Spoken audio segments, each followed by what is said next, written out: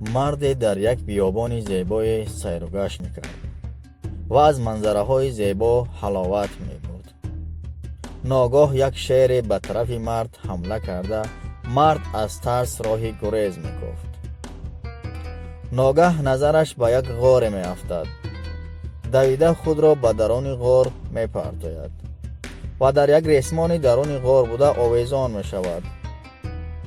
در درون غار نظرش به پایان میافتد. میبیند که در پایان یک مار هست. ترس تمام وجود مرد را فرا میگیرد. بالای این همین لحظه موش بر ریسمان به بالا برآمده ریسمان را میخوید. مرد از ترس به هر طرف نظر نموده چیکار کردنش را نمیداند. ناگه چشمانش به سوراخی میافتد. دستش را درون سوراخی میدرارد. در سوراخی زنبوری عسل خانه کرده است. دستش را برآورده انگشتانش را به دهانش برده میریسد. از شیرینی عسل تمام حادثه را فراموش میکند. در همین لحظه از خواب بیدار میشود و پگاه به نزد عالم رفته تعبیر خوابش را میپرسد.